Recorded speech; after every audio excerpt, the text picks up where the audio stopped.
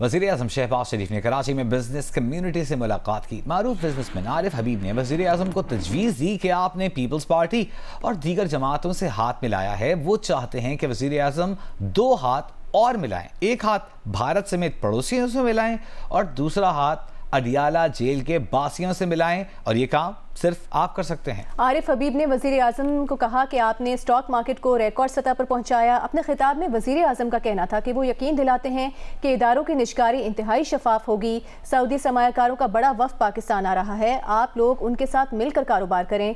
ताजिर बरादरी हमारा साथ दें, मैं आपके साथ खड़ा हूँ, आपको मायूस नहीं करेंगे। मैं चाहूँगा कि दो और हाथ मिलाएं आप, दो और हाथ जो है मैं सजेस्ट करूंगा आपकी जो है वो सबमिशन कि एक जो है हमारे पड़ोसियों से हाथ मिलाएं जो आप काम कर रहे हैं इसके ऊपर।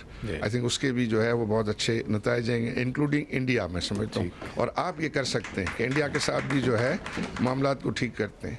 दूसरा जो अडियाला के बासी हैं उनके साथ भी आप हाथ मिलाएं, वहाँ भी मामलात को जो है वो बेहतर करने और वो आप कर सकते हैं। ये इंतहाई शफाफ होगी प्राइवेटाइजेशन, इंतहाई शफाफ, I guarantee you by the grace of God, और free of any obstacle, bureaucratic delay, कतन उसकी इजाज़त नहीं होगी। आप आएँ, अपने कॉम्बिनेशन बनाएं, जॉइंट वेंचर्स बनाएं, बाहर से अच्छी कंपनी लेके आएँ, चाहे वो PIA है, चाहे वो आउटसोर्सिंग ऑफ एयरपोर्ट्स है, चाहे वो डिस्कोस हैं। अल्टीमेटली उसमें भी आपसे मशवरा करेंगे। आप देखें जो आपके SOEs हैं वो अपन स्टेट ओन्ड एंटरप्राइजेस, इससे सारी चीज़ों को आप जमा कर लें तो साल के अरबों खरबों हमारे जो गोइंग डाउन द ड्रेन।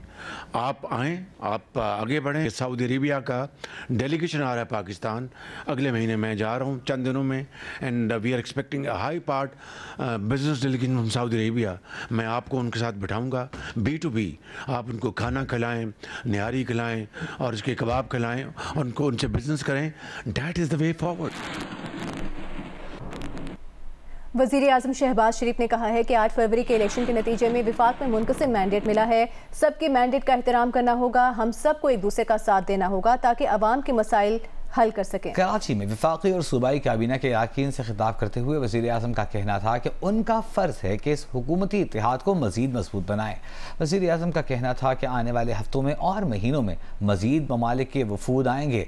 सूबे और वफाक मिलकर काम करेंगे तो सरमायाकारी आएगी, तरक्की की गाड़ी आगे बढ़ेगी। इसके लिए नापसंदीदा फैसले भी करने पड़ेंगे।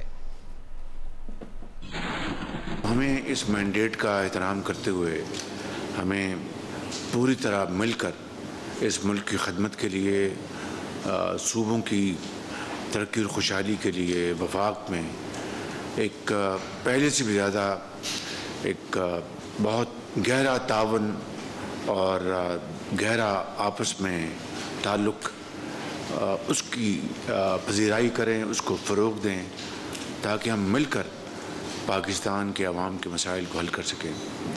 हर चीज़ जो है वो अपनी सोच के मुताबिक या ख्वाहिश के मुताबिक पूरी ना हो सके, लेकिन मुल्क के अवाम की तरक्की और खुशहाली के लिए जो इस वक्त पाकिस्तान के जो इस वक्त जो मसाइल हैं, सबसे बड़ा मसला इस वक्त माशी इस्तेकामत का है, स्टेबिलिटी का है, और उसके लिए वफाक और सूबों को बहुत करीबी ताल्लुक़ बनाना पड़ेगा। तहरीक इंसाफ के अरकान का कौमी असम्बली के इजलास के दौरान ऐवान में एहतजाज, बानी PTI बुशरा बीबी को रिहा करने का मुतालबा किया। वज़ीर कानून आज़म नज़ीर तारड़ ने कहा कि मामला अदालतों में है, इसलिए कोई यकीन दहानी नहीं कराई जा सकती। नुमाइंदा जियो न्यूज़ आसिफ बशीर चौधरी हमारे साथ मौजूद हैं। आसिफ, एहतजाज की तफसील से आगाह कीजिएगा। जी बिल्कुल, आज कौमी असम्बली के इजलास के दौरान स्पीकर अय्याज सादिक ने अरकान से, अपोजिशन अरकान से दरख्वास्त की कि वो हाउस बिजनेस एडवाइजरी कमेटी में अपने मेंबर्स जो हैं वो नामजद करें ताकि जो अहम मसाइल हैं उनके ऊपर ऐवान में बात करने के लिए तरीकाकार जो है वो तय किया जा सके और जो स्टैंडिंग कमेटीज हैं उनका क़याम भी अमल में लाया जा सके।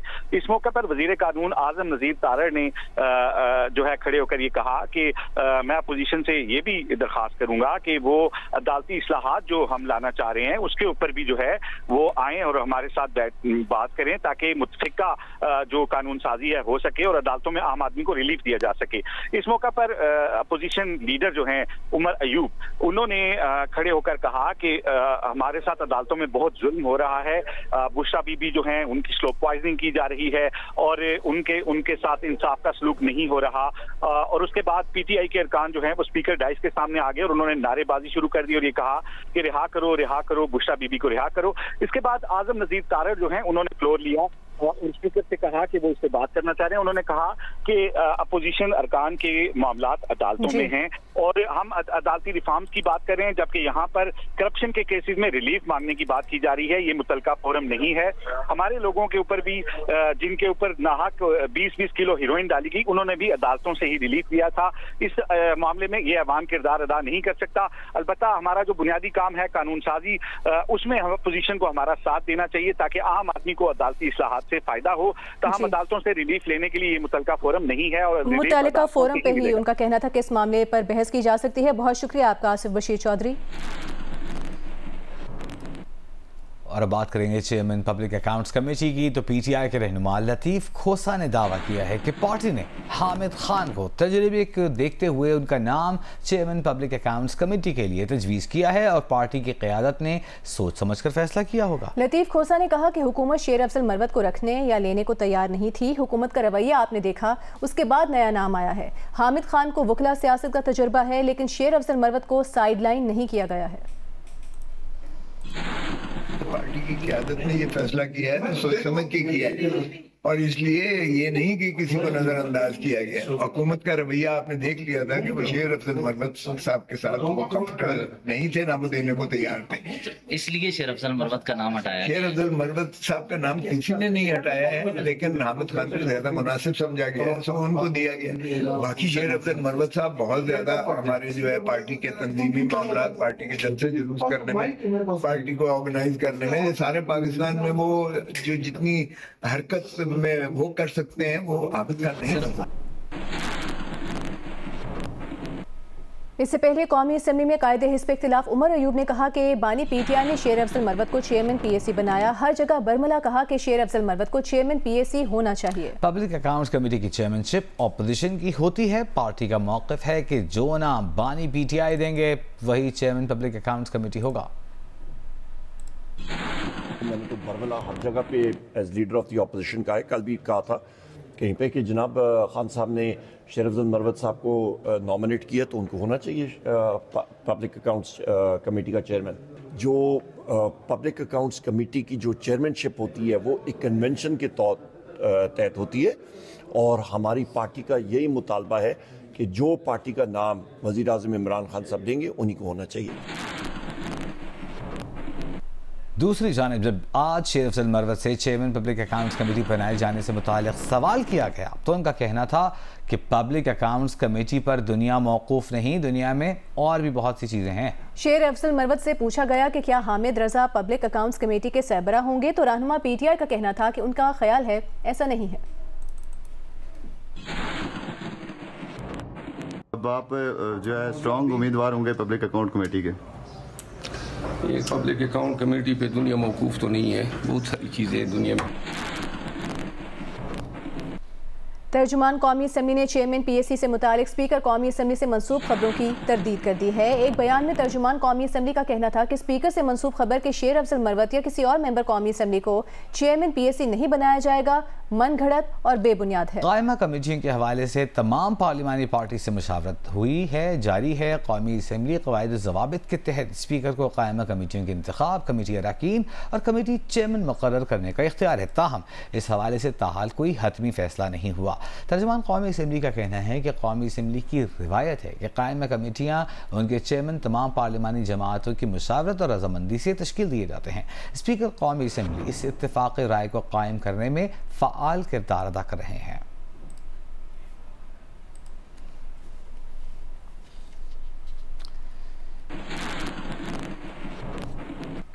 गवर्नर सिंध कामरान खान टेस्सोरी ने वज़ीर आज़म शहबाज शरीफ और वफाकी वज़रा से मुलाकात की। सूबे में सरमायाकारी के मौक़े, सनअती इलाकों में सहूलियात की फराहमी और सनअतकारों को दरपेश मसाइल के हल के इक़दाम पर तबादला ख्याल किया। वज़ीर आला सिंध मुराद अली शाह, वफाकी वज़रा कैसर अहमद शेख, मोहम्मद औरंगज़ेब, मुस्तदिक मलिक और दीगर भी मुलाकात में मौजूद थे।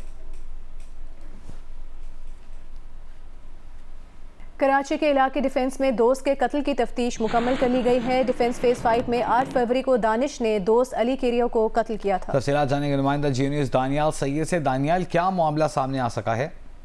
जी देखें, बिल्कुल पोश इलाके में SSP के बेटे के हाथों सेशन जज के बेटे के कत्ल का ये मामला है। तहकीकात पुलिस से मुकम्मल कर ली गई है। कत्ल की वारदात बगैर इजाजत गर्लफ्रेंड का बर्गर खाने पर अंजाम दी गई। तफ्तीशी हुकाम का दावा है कि 8 फरवरी को जो कत्ल की वारदात हुई थी, मुल्जिम दानियाल मीर बहन ने अली केरियो नामी नौजवान को कत्ल किया था। मुल्जिम दानियाल ने अपनी दोस्त को घर बुलाया था, उसके लिए ऑनलाइन 2 बर्गर मंगवाए थे। तहकीकाती रिपोर्ट में बताया गया है कि घर में मुल्जिम के दीगर मकतूल अली केरियो और भाई अमर भी मौजूद थे। बर्गर आए तो मकतूल अली केरियो ने एक बर्गर बिना इजाजत खा लिया था, जिस पर पुलिस अफसर का बेटा तैश में आया। मुल्जिम दानियाल गार्ड की राइफल लेकर आया, फायरिंग करके सेशन जज के बेटे अली केरियो को कत्ल किया। बहुत शुक्रिया दानियाल सैयद, आपका अफसोसनाक खबर के हवाले से अपडेट दे रहे थे। ICC T20 प्लेयर्स रैंकिंग जारी कर दी गई है। भारत के सूर्य कुमार यादव का पहला नंबर बरकरार है, जबकि इंग्लैंड के फिल सॉल्ट दूसरे नंबर और पाकिस्तान के मोहम्मद रिजवान तीसरे नंबर पर हैं। ICC T20 रैंकिंग में भारत के सूर्य कुमार यादव का बैटर की फहरिस्त में पहला नंबर बरकरार है। इंग्लैंड के ओपनर फिल सॉल्ट दूसरे और पाकिस्तान के विकेटकीपर बैटर मोहम्मद रिजवान तीसरे नंबर पर हैं।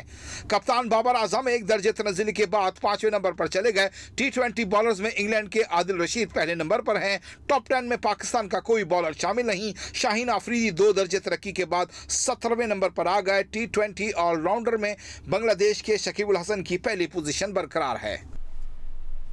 पाकिस्तान के 2 भाई Qatar international junior squash championship के नॉकआउट मरहले में पहुंच गए। बड़ा भाई अब्दुल्ला जमान क्वार्टर फाइनल में तो छोटा भाई रेयान जमान ने सेमीफाइनल के लिए क्वालिफाई कर लिया। दोहा में जारी Qatar international junior squash championship में पाकिस्तान के 2 भाई नॉकआउट राउंड में पहुंच गए। 14 साल अब्दुल्ला जमान क्वार्टर फाइनल में, जबकि उनके छोटे भाई 8 साल रेयान जमान अंडर 11 के सेमीफाइनल में पहुंच गए। अब्दुल्ला जमान ने अमेरिकी खिलाड़ी ओवे गोश को स्ट्रेट गेम से शिकस्त देकर क्वार्टर फाइनल में जगह बनाई। अब्दुल्ला की कामयाबी का स्कोर 11-8, 11-6 और 11-6 रहा, जबकि अंडर 11 कैटेगरी में रेयान जमान ने क्वार्टर फाइनल में मिस्री प्लेयर को 3-1 से शिकस्त दी। रेयान जमान की कामयाबी का स्कोर 9-11, 11-6, 11-6 और 11-9 रहा। दोनों भाई साबिक चैंपियन मंसूर जमान के साहबजादे और साबिक ब्रिटिश चैंपियन कमर जमान के पोते हैं। इंग्लैंड विमेन टीम के कप्तान हितर नाइट का कहना है कि टेप बॉल क्रिकेट खेलना ज़बरदस्त तजुर्बा है। जियो न्यूज़ की नुमाइंदा साइमा हारून से खुसूसी गुफ्तगू में हितर नाइट ने कहा कि वो रवा साल पाकिस्तान के खिलाफ सीरीज़ का इंतजार कर रहे हैं और पाकिस्तान अच्छी टीम है, उम्मीद है अच्छे मुकाबले होंगे। Today we are here in Birmingham in ECB's tape ball event. How these kind of activities can engage more youngsters, especially the girls? It's been a great event. It's been really fun. First time I played tape ball, and it's such a fun, simple game. You don't need much equipment, just a tennis ball, a bit of tape, and a bat, and you can play it pretty much anywhere. As we've attested today, obviously playing in a warehouse. So yeah, it's been really cool. We had lots of girls here playing from. International hockey federation ने पाकिस्तान में मतवाज़ी federations का notice ले लिया है। FIH ने PHF के दोनों धड़ों को 25 अप्रैल तक अपना मौक़िफ़ और सबूत जमा कराने की हिदायत दे दी है। इंटरनेशनल हॉकी फेडरेशन ने पाकिस्तान में मुतवाज़ी हॉकी फेडरेशन के मामले का नोटिस लेते हुए कहा है कि पाकिस्तान हॉकी फेडरेशन के दोनों धड़े 25 अप्रैल तक अपना मौक़िफ़ और सबूत जमा कराएं। इंटरनेशनल हॉकी फेडरेशन ने अपने ही सदर तैयब इकराम को पाकिस्तान से ताल्लुक होने की बुनियाद पर इस मामले में शामिल नहीं किया। FIH के सीनियर डायरेक्टर जॉन वेट की जानिब से पाकिस्तान ओलंपिक एसोसिएशन को हुकूमत पाकिस्तान के साथ मिलकर हल निकालने की भी दरख्वास्त की गई। जॉन वेट का कहना है कि वो वो चाहते हैं कि पाकिस्तानी खिलाड़ी इंटरनेशनल इवेंट में शिरकत करें। शैला रजा की सरबराही में काम करने वाली पाकिस्तान हॉकी फेडरेशन के सेक्रेटरी हैदर हुसैन ने 20 अप्रैल को FIH को हालात से आगाही का खत लिखा था। 2 रोज कबल वजीर आजम यूथ प्रोग्राम के चेयरमैन राना मशहूद ने भी 25 अप्रैल को इस्लामाबाद में इस मामले के हल के लिए इजलास तलब किया है।